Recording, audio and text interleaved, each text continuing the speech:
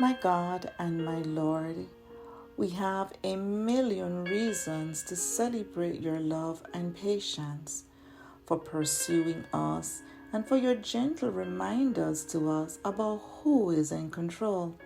Sometimes we feel like we're a law unto ourselves, but we ask you to nudge us to humility, dear God, so we will gladly declare that you and you alone are our Lord. Amen. Today's devotion is a place for new beginning. Our verse for meditation is Acts 9 verses 4 and 6. Then he fell to the ground and heard a voice saying to him, Saul, Saul, why are you persecuting me? And he said, Who are you, Lord? Then the Lord said, I am Jesus, whom you are persecuting. It is hard for you to kick against the goads. Joyce Banda Nee Joyce Hilda Tiller is a Malawian politician and the first woman to serve as head of state in southern Africa. She was sympathetic to the struggles of women and children, given her personal experience with domestic violence. Prior to politics, she was a grassroots community organizer seeking better services for children and women in rural communities. In 2004, Banda was elected to the National Assembly as a member of the ruling United Democratic Front. The next year, she moved to the Democratic Progressive Party that was formed by Bingu wa Mutharika. Under his leadership, she served in several capacities. And in 2009, she became his vice president. However, in 2011, there was some disagreement that resulted in her being expelled from her party.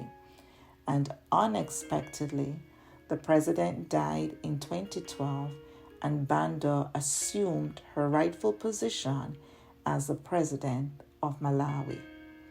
One of her very first acts was to sell the presidential jet and all 60 government limousines to help the country's fledgling economy.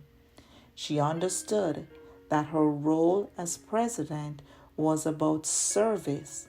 She was not there to lord over her people, but to serve. This place of humility was perfect for her new beginning. During her career, she received many awards, including the Africa Prize for Leadership for the Sustainable End of Hunger.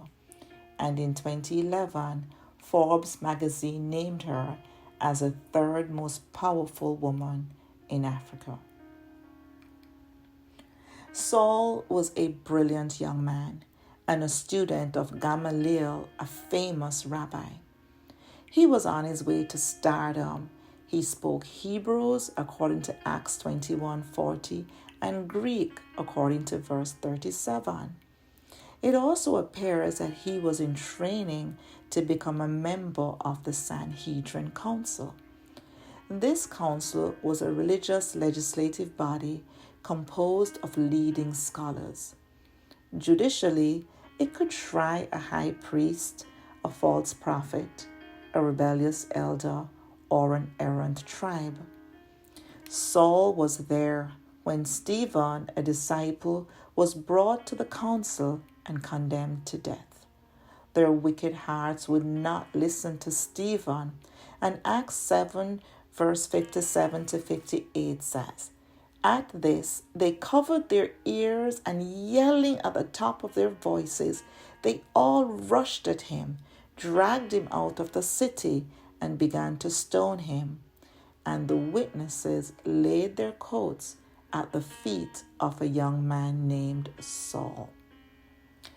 Scholars have argued that this laying of coat at the feet of Saul is a sign of respect for authority from the ones who were actually stoning Stephen, and it was also a silent approval from Saul.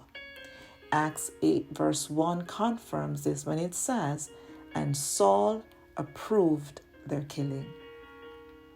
He earned a stripe that day. And with that new zeal, Saul took on the task of imprisoning all the Christians in Jerusalem. But he was not satisfied with staying within the boundaries of Jerusalem. And so he asked for letters to the synagogues in Damascus. In other words, Saul wanted permission to bypass the local temple authority and take the Christians to Jerusalem for trial. He did not want to be constrained by any authority. He felt he was a man and wanted full autonomy to act. This was pride. And the only way to change him was to dethrone him.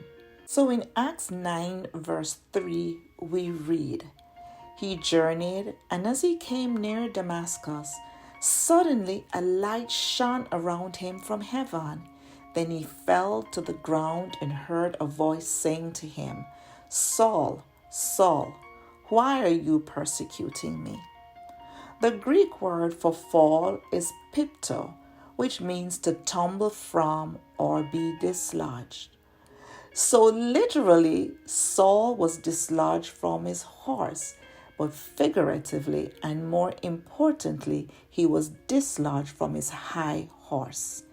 A fall from pride, from his sense of authority and autonomy, from the place where he thought he was in control and that he had authority given to him by the Sanhedrin Council. Little did he know that he was about to meet the one who had power above all powers. And so he responded, "Who are you?" "Lord?" "Yes, Lord." An acknowledgement that this was Lord meant that Saul now knew who was in authority. And this was the place where he recognized Jesus as Lord was the best place for Saul's new beginning. Humility is never casually attained. It requires a heart that is committed to service and that is concerned about the well-being of others. Neither is the fall easy. In fact, the fall can break us, much like Humpty Dumpty nursery rhyme, where he could never be put back together again. But humility has a way of securing us in those moments. President Banda found a place of new beginning where she was not thinking about status of government jets and limousines, but more about the concern of her people. Saul fell from his horse and from his pomp and pride, from his fake position of authority. He was compelled to acknowledge that there is just one Lord. And when he did, Jesus gave him instructions that would change him forever, in fact, would change the world. Do you want a new beginning? Then you must pray for a servant's heart. Pray for a focus on others and less on self. Pray for an acknowledgement that Jesus is Lord, not just lip service, but full acceptance and full surrender that leads to total obedience. Only then are we truly acknowledging the Lordship of Jesus Christ. And this is a path, the only path to a new beginning. Proverbs chapter 3, verse 34 tells us that surely God scorns the scornful, but he gives grace to the humble. And we say, Amen and amen.